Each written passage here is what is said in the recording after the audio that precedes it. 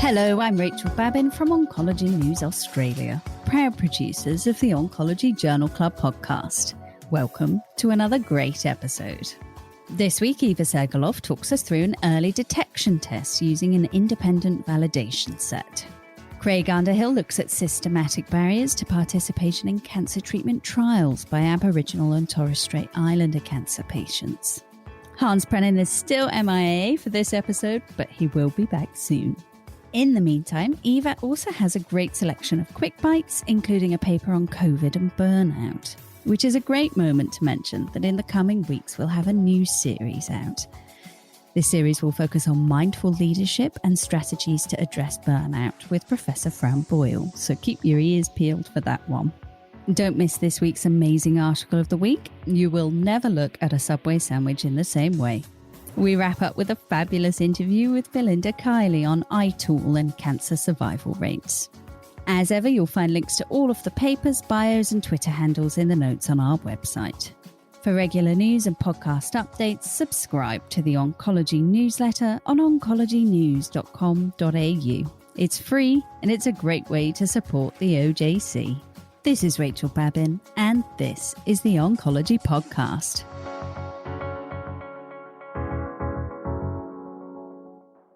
G'day. Hello, Craig from Lockdown Land. How you going?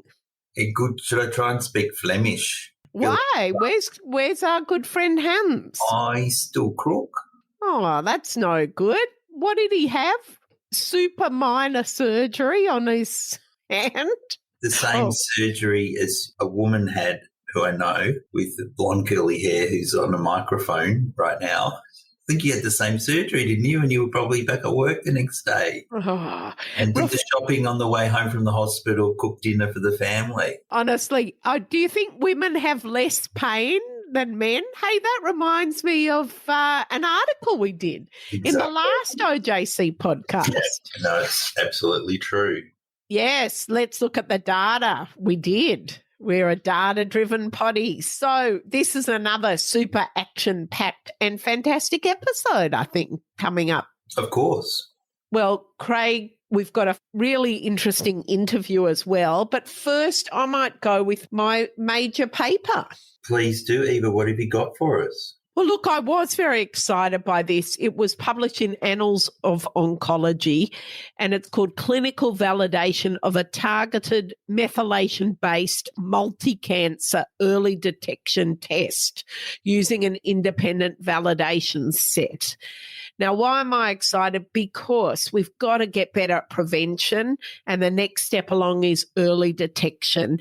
And it's estimated that if we pick up cancers before they are at stage 4, we can reduce cancer-related deaths by over 15% within 5 years. So the holy grail is to have one magic test instead of all of our screening tests that will just pick up if there is cancer, and if it is, where is the organ that has become malignant. So this is using cell-free DNA, cfDNA, or other analytes in the blood, some proteins and other analytes, using genomic sequencing plus or minus other approaches, methylation, mutation, fragmentation, or proteins. And it's used in combination with machine learning. Now, it's meant to complement rather than replace our current screening tests. And this was an observational, prospective, case-controlled study that had 3 parts. 2 have already been published. The first was the discovery set. The second was the training and validation of the assay. And this is now the 3rd set, which is clinically validating the assay in an independent validation set. So what did they find? They found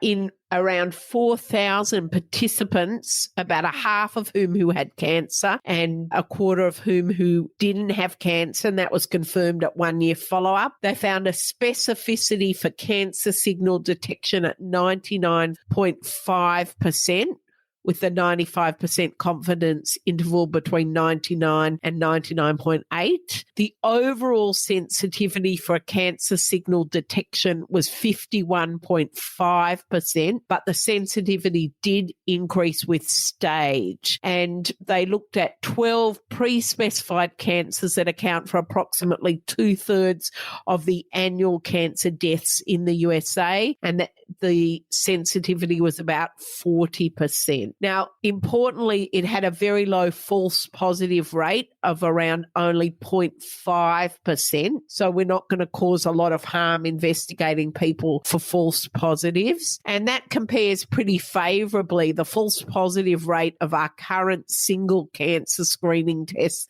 are really pretty poor, between 9 and about 14.5%. So this is a great promise that this test will come into prime time, be added to our routine screening, and pick up some more early stage cancers. Do you have any idea, Eva, about the sort of cost and accessibilities likely of this? I mean, if it's a liquid biopsy, it's obviously going to be something pretty easy to do and then ship to a lab. Yeah, no, absolutely. So there are some ongoing studies in the real world. It still needs validation in a interventional return of results study. So the Pathfinder study is currently assessing the clinical implementation, that is the time to diagnostic resolutions. So they do need to look at this in real time. But it does seem sensitive, reasonably sensitive, enough to use, highly specific. They were also able to accurately predict the site of the cancer in around 88% of patients. So something to look forward to, I think, in the very near future.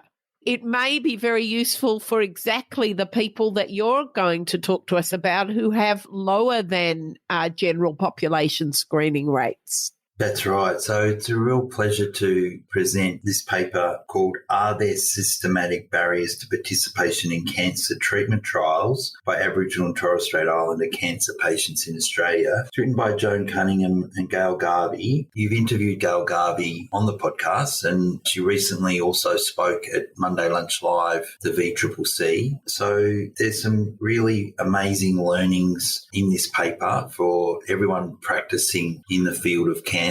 So basically what the Joan and Gail did was they wanted to identify the factors that may systematically reduce opportunities for Aboriginal and Torres Strait Islander Australians to participate in trials. So they looked at online documents from the Australian and New Zealand Clinical Trials Registry for cancer treatment trials for phase 3 or 4, or those that said not applicable, with at least one Australian site registered. And they did that for a 4-year period, 2014 and 2018. Of the 365 eligible trials, 89% had sites only in major cities or inner regional areas, and 39% of Aboriginal and Torres Strait Islander Australians live outside these areas. So there's the first problem, is access to trials in regional and rural areas. 7 cancer types accounted for 58% of cancers among Aboriginal and Torres Strait Islander people, but only 46% of trials address these cancers. So the top 7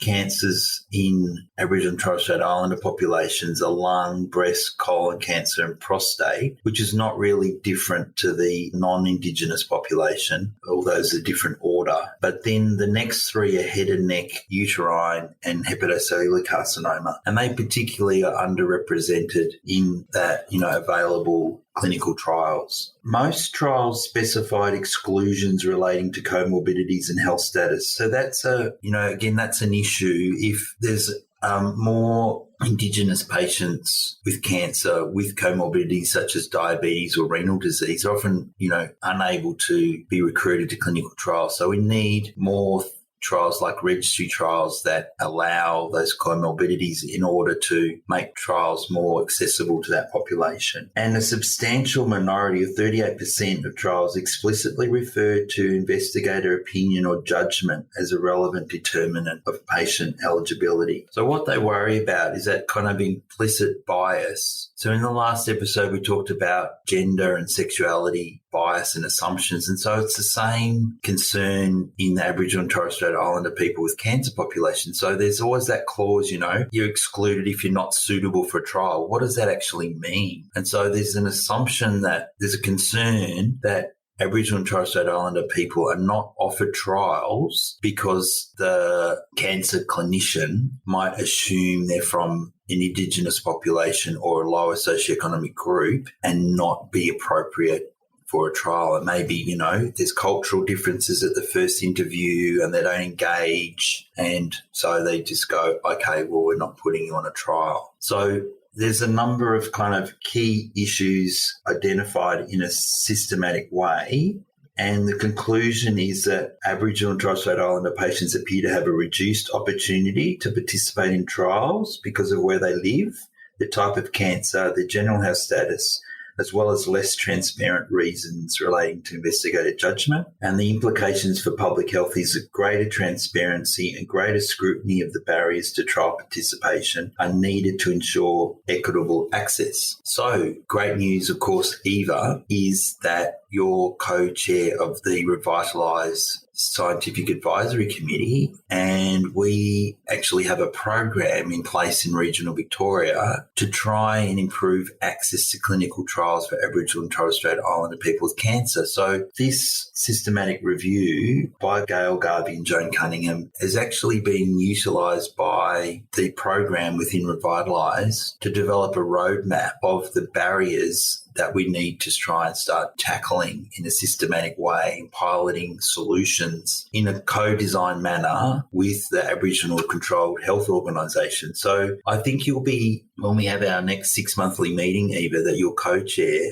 with Grant MacArthur, I think you'll be really pleased to see the progress that that program is making to start to make some steps to implement the clinical trial part of the optimal care pathway for Aboriginal and Torres Strait Islander people with cancer. So, these are sort of entrenched barriers, but I think there's an increasing awareness of the issues, of the need to solve them, and to start working together to make some steps along the road to improve cancer outcomes for this population, including the access to trials. Look, that's so exciting, Craig, because I think we get a little bit sort of feeling a bit negative. What are we ever going to do? We want to put people on trials. We want to encourage Indigenous participation, and we never can seem to achieve it. And, neither has there been much progress in many fields, even of the close the gap sort of politically, despite a lot of money. But this actual co-design with the stakeholders and specific programs, if we're ever going to make progress, that will be it. So I'm really excited, and a big shout out to our friend Gal Garvey and her wonderful, generous interview. If you haven't listened, we released it in NAIDOC week. She's a very special person, and we're very lucky to have her in our research community. So I'm looking forward to the years ahead, Eva, and having some more papers to discuss in this field where we're actually looking at co-designed solutions potentially. And there's some great synergies with this program, the Revitalise program, and other programs, in the teletrial space to enable access to trials, registry trials to, so that we can overcome the comorbidity issue, cultural training and competency for cancer staff so that they address that sort of unconscious biases, and so that we've got an education component of Revitalise. So there's all synergizers. And so, it is exciting if we can actually start to make some steps to improve things. And absolutely a huge tribute to you and your work you've done leading the RTN. Amazing. So let's hop to some short bites, because we don't have Hans here droning on about all the boring stuff he usually brings. So I can do more. You're naughty. But what have you got, Eva? I've got a JCO paper, the attempt trial, although only with one T. I don't know if that was deliberate. Adjuvant trastuzumab emtansine versus paclitaxel in combination with trastuzumab for stage 1 HER2-positive breast cancer, a randomized clinical trial. So essentially TDM1 versus Pacli plus trastuzumab in stage 1 cancers was a 3-to-1 randomization, and the co-primary endpoint was the incidence of clinically relevant toxicity, and the IDFS. So I think they thought they weren't going to be superior, but perhaps this was less toxic than chemotherapy plus trastuzumab. There were around 500 patients, and interestingly, there was a very similar proportion, 66 or 67%, who had what was called a clinically relevant toxicity. So no difference between the arms, although the nature of the toxicity was different, obviously, with more neuropathy and alopecia in the paclitaxel trastuzumab arm. And there was an interesting comment about better work productivity in the TDM1. In terms of DFS, IDFS, very similar for both, no difference. The null hypothesis was rejected. So my second short bite is the impact of fertility preservation on the timing of breast cancer treatment, recurrence and survival, published in June 2021 in Cancer. This is a retrospective cohort study of 272 women newly diagnosed who underwent a fertility preservation consultation between 2005 and 2017. And of these women, about 45% proceeded. And what they did was measure, if you proceeded with having fertility preservation, what impact did this have on the timelines of you commencing treatment? And did this have any impact on survival? And basically from this data set, the answer was timelines were a little bit extended in terms of starting treatment, as you would expect, but there was no impact on disease-free survival or overall survival. So that was good to hear. Bottom line, we safely have time to proceed with fertility preservation, at least in terms of what this data can tell us as a retrospective cohort study. What else have you got, Eva?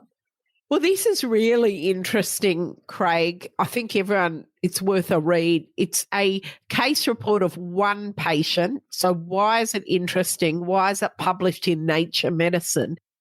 This case describes a poor young child, 10 years old, who ends up having an inherited PD-1 deficiency.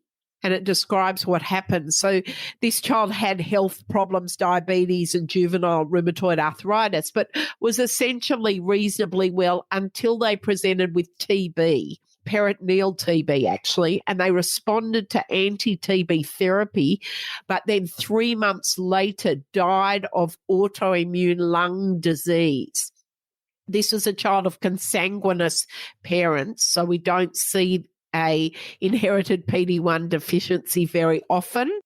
And there was a lot of correlative science and clinical science as to the deficit in this patient. His leukocytes did not express PD-1 and they didn't respond to PD-1 mediated suppression. And his lymphocytes only produce very small amounts of interferon gamma, which, as we know, is an interferon that responds to anti-PD-1 therapy, also responds to mycobacterial stimuli. And so this patient embodies some information about the indispensable role of human PD-1 in governing antimycobacterial immunity and self-tolerance. And we can take lessons from this for patients who are on PD-1 blockade. So just a really interesting and sad, obviously tragic case of what happens when you have no PD-1 and how we're trying to manipulate this system in our patients with cancer when we're blocking PD-1. What are the learnings then in the cancer field, Eva, what we can apply in, using the immuno-oncology drugs or checkpoint inhibitors? Look, particularly with relation to antimycobacterial immunity, which is not such a big problem in the first world, but in parts of the world where TB is still rife, that's important. And it's just a mechanistic way they're identifying actionable molecular targets for diagnosis and therapeutic management of TB and of autoimmunity in patients on PD-1 blockade. Okay. Now, just going back to this theme about well-being, about pandemic response and the whole toll of the COVID-19 pandemic. So in Australia, we're feeling very sorry for ourselves at the moment during lockdown. But as we know, we locked down relatively early in terms of caseload, while other countries are in the tens of thousands or hundreds of thousands. We're locking down in single, double or just low triple figures. So one of the things that we really don't understand in our part of the world, Craig, is the impact of being in the hospital system, in the health system during a year now or year and a half of continued high demand, high pressure under patients who are getting sick with COVID. And didn't we all think it was over when we had the vaccines and now, Delta's sort of taking over the world? And in fact, even today, I had a registrar had to be furloughed because they're at a tier 1 exposure site. So suddenly have all these clinics that we can't cover, staff members going on leave, wellbeing leave or family leave. So this is an article from JCO Oncology Practice published in July 2021, Occupational and Personal Consequences of the COVID-19 Pandemic on US Oncology Burnout and Wellbeing. And it came from the ASCO Clinician Wellbeing Task Force. So they interviewed a number of ASCO oncologists and they had a number of themes emerge. The first one was the impact of pre-COVID-19 burnout. And, COVID-19 comes on top of great stress already in the oncology health systems wherever you go in the world due to many factors, increasing demands of workload, ironically, electronic records that have made workload significantly increase, many factors. The second one was the occupational or professional limitations and adaptations that they've had to make in COVID. The third was the personal implications. So if they've had COVID or their family members. The fourth was concern for the future of cancer care and the workforce in general. So individuals are not just concerned about themselves, but are concerned about their colleagues and their health systems. And the fifth was recommendation for physician wellbeing intervention. So all of these things I think we can relate to. Many oncologists feared the impact of the delay in cancer screening and diagnosis and treatment that we've seen here in Australia.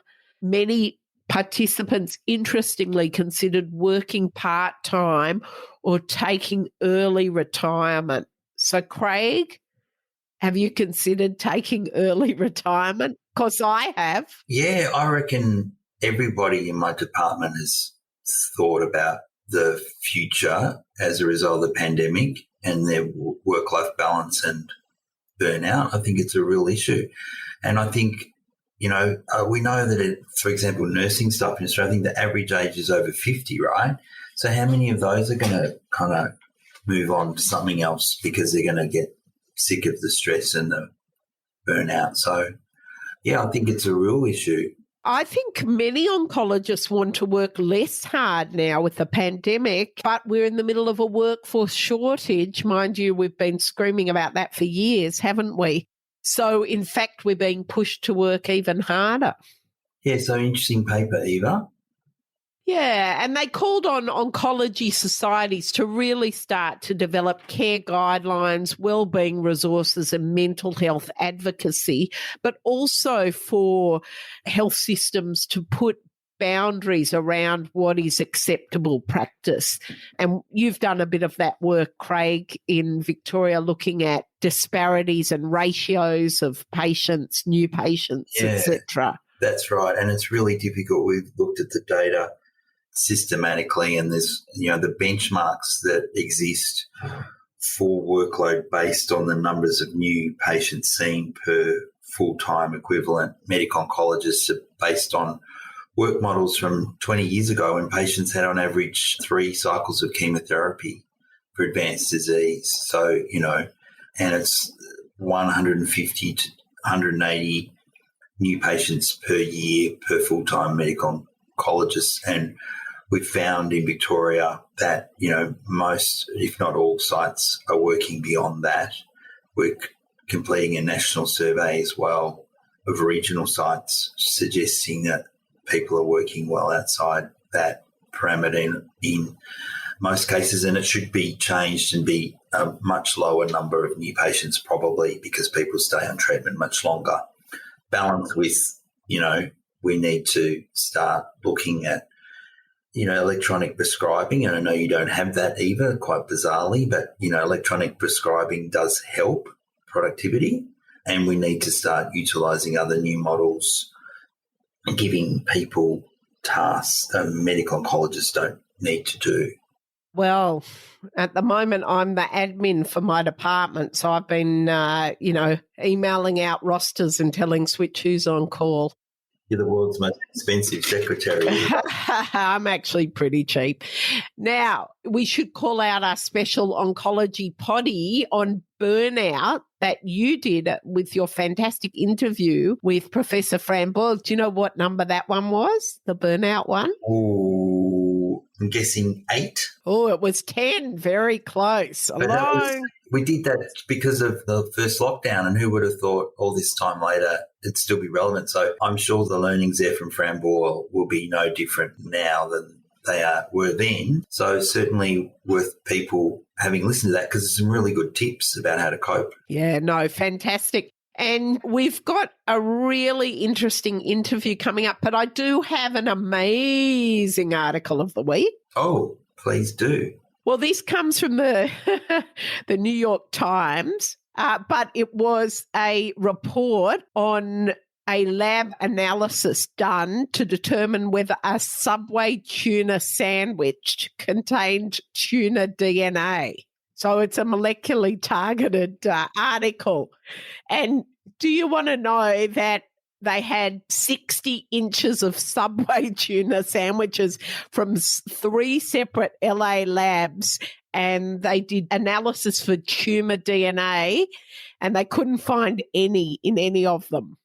I know. I actually came across this, and I showed my family, and it put them off going to Subway for the rest of their lives, I think. Well, so it should. At least don't order the so-called tuna sandwich, because there ain't no tuna in it. So what was in it? Did they actually identify? They couldn't identify the protein, so... No, they couldn't find whether it was a different fish. I had an old aunt who used to always say, it's shark. They always put shark in. But I've got no idea. Right, so we've probably ruined your burnout coping mechanism, which was to go to Subway. And Eva, I've got one other thing too. Go ahead. I have a PBS update. Oh, yes. This is going to be exciting, isn't it? Yeah, so this is right up your alley, of course, because it's GI. So it's pembrolizumab, available on the PBS for first-line treatment of patients with unresectable or metastatic mismatch repair deficient colon cancer.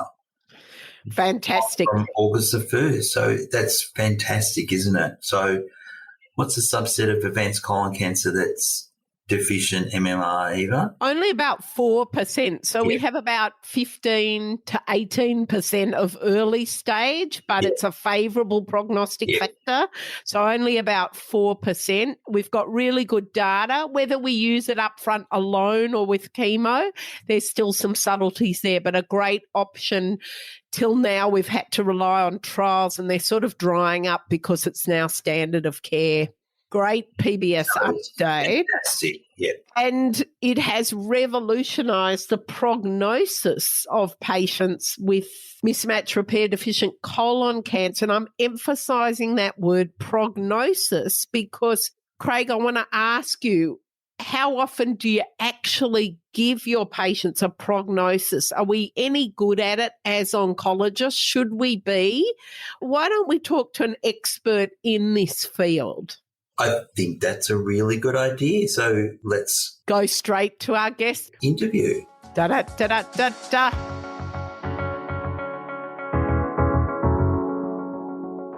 It's a great pleasure to welcome Dr. Belinda Kiley to the Oncology Journal podcast. We've got an interesting topic today, a new tool that she helped develop called iTool. It's a web-based tool to help oncologists explain survival time to patients with advanced cancer. So Belinda subspecialises in breast cancer. She's a staff specialist at Concord, Campbelltown Hospitals in Sydney, Australia, and a senior clinical research fellow and oncology prognostication program lead at the NHMRC Clinical Trials Centre at the University of Sydney. So, Belinda, welcome. Thanks so much for agreeing to come on to the show. Thanks for the invitation, Craig. Fantastic. So tell us all about this iTool and why there was a need to develop it. So I guess I, as a oncology registrar, developed an interest in how we as doctors could better answer the question that we often get asked by patients, how long have I got, or versions of that question.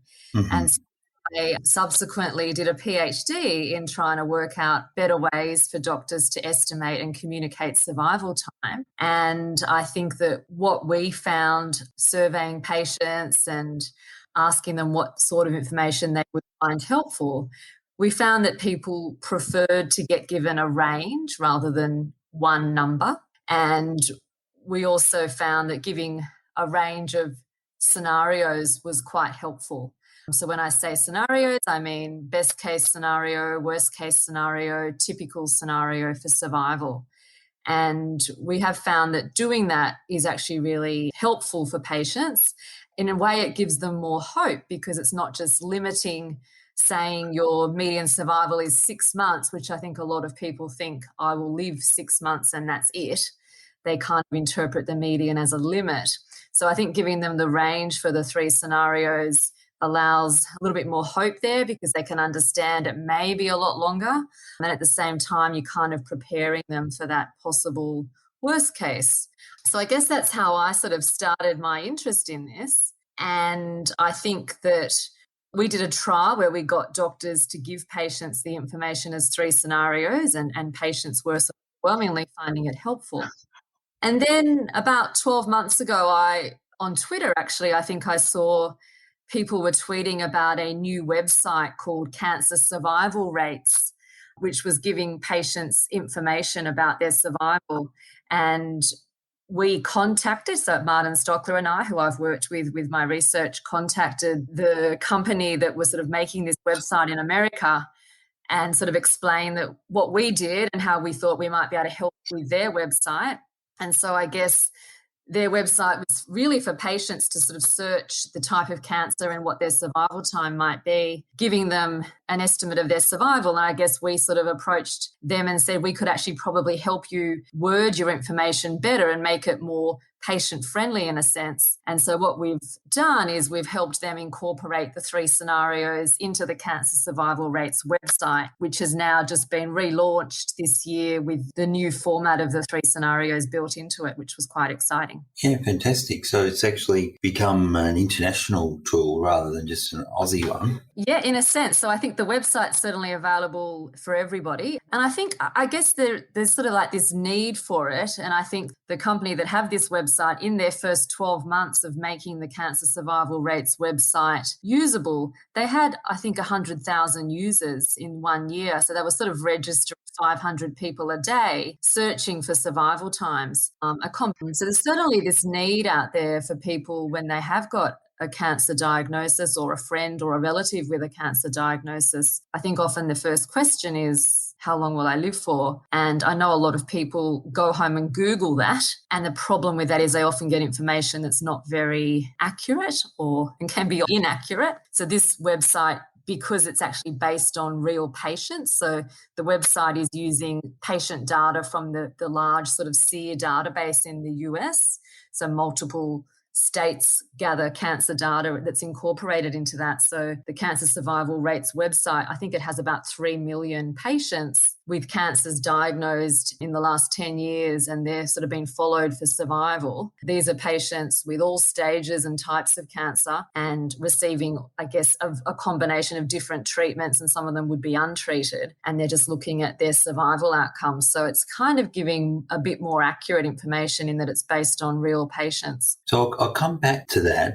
I just wanted to point out before we sort of left the issue of the need that you sent us a link to some interesting papers, and we'll put those on our website for people to refer to. But there's actually some good literature in this field about the need for information like this, people's attitudes to cancer and attitudes of oncologists. So it really is an interesting field and something that we all get asked pretty much every day from patients.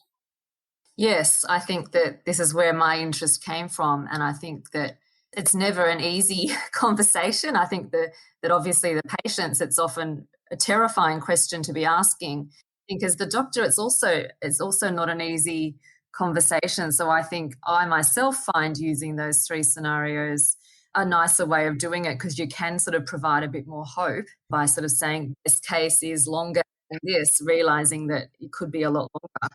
And when we've done this with patients and given them the 3 scenarios information, and then we've subsequently asked, was the information you received as you expected or better or worse than you expected? Most of them actually say it's the same or better than they expected. So I think patients are often expecting a lot worse than what they find out, and the 3 scenarios is a way of sort of helping them realise it may be sort of better. So I think one of the fears that doctors often have about having this conversation is that they're going to upset patients, they're going to get it wrong. But I think we've shown that people actually, even though it's upsetting, appreciate getting this information, and often what you're telling them will be the same or better than they were kind of expecting already. Yeah.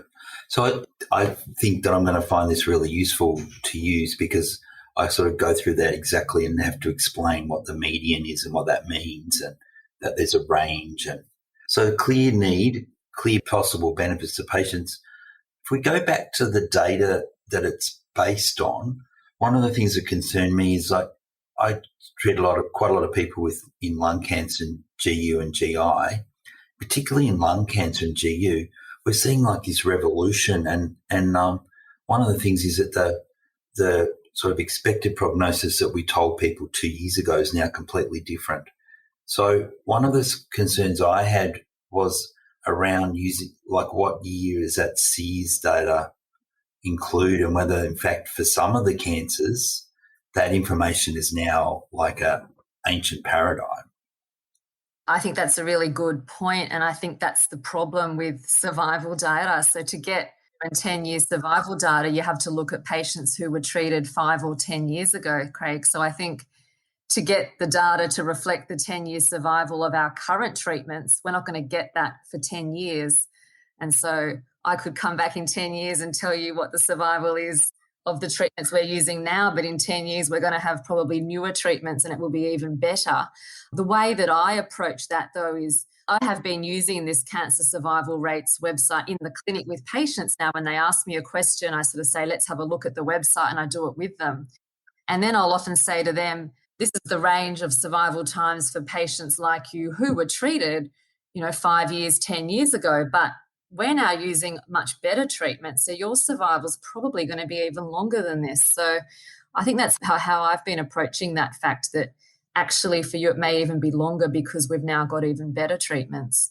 But certainly a limitation of this data, but I don't know how you could get 10-year survival for treatment we're using now until you wait 10 years. No, that's right. But maybe not the 10-year, but, the 2-year and 5-year survivals have clearly improved. So, but it's having that one-on-one discussion still. You don't just refer them to the website, but you obviously, it's easy to guide them through it. I think the website can't be seen as like a substitute for the doctor. I think it's just I see it as a conversation starter that either I'll do it with them in the clinic or they'll go home and look at it and then maybe come in and talk to me about it.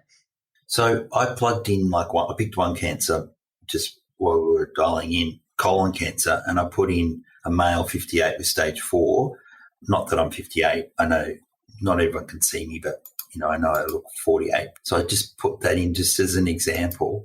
And it said that my median survival was 10 months to 4 years. So that's quite a big range. So again, it's having that, you still obviously need to have that discussion with people to explain that even using these models is still quite a range. Yeah. So, hopefully it said worst case scenario and typical and best case.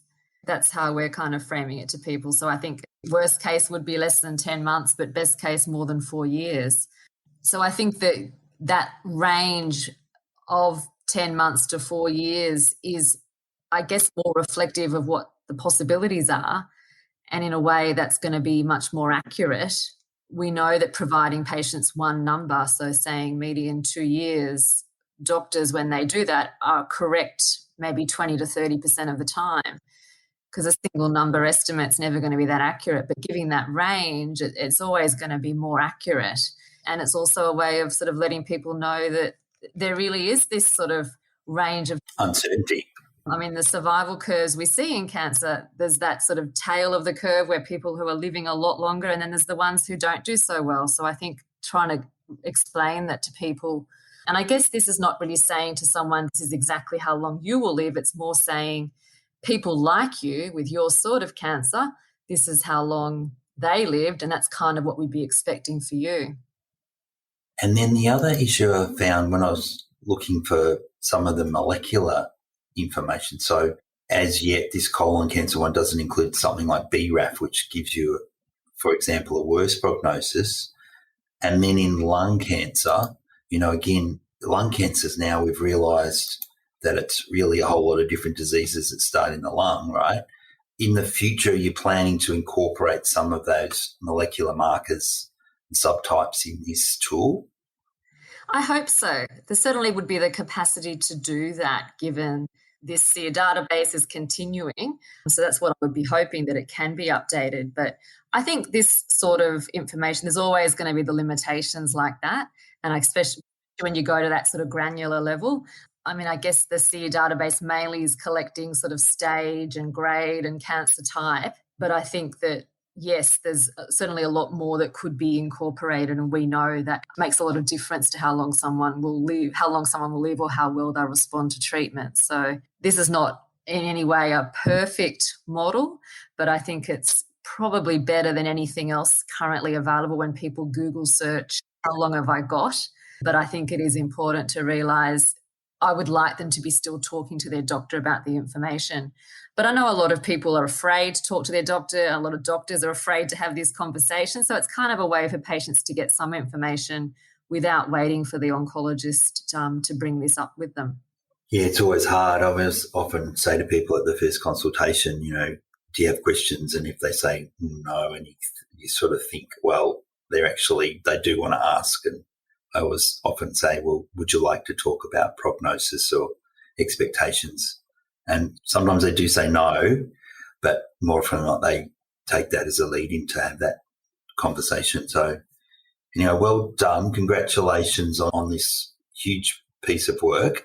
Look forward to further iterations. I'm glad to hear that the doctors haven't been completely replaced by the website yet. We still obviously need to guide people through it and refine the information. So, and I think with my sort of earlier research with those 3 scenarios, when we were saying to doctors, when you're estimating survival, explain the 3 scenarios, the question that I would very often get asked by doctors, registrars would be, how do you come up with the numbers? What numbers do you use when you're thinking about your scenarios? So this Cancer Survival Rates website is a way of giving people the numbers, because that's what I wasn't doing before. So I guess they're sort of numbers to use as your starting point to then think about what you're going to say to someone. So that's where I see the big use. So, Belinda Kiley, congratulations. we'll provide the links to those great papers that you've sent through. So if people want to do a deep dive into this and some more information with the evidence backing this website and this field, click on the links. So thank you very much, Belinda, again, for taking the time to come on the podcast. It was a pleasure, Craig. And I hope you're going to put the website on too, because that'd be... really... of course. Yeah. So I hope this was more fun than Norman Swan. Oh, definitely, yeah. I think he got my name right. I think he said Kiley right from the get-go. Thanks, Belinda. Pleasure, Craig.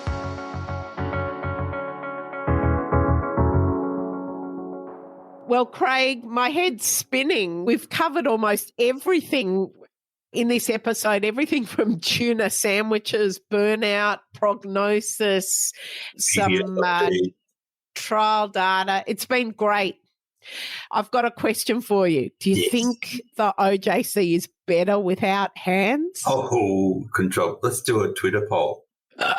We might do a Twitter poll. No, seriously, hands, come back. Come back.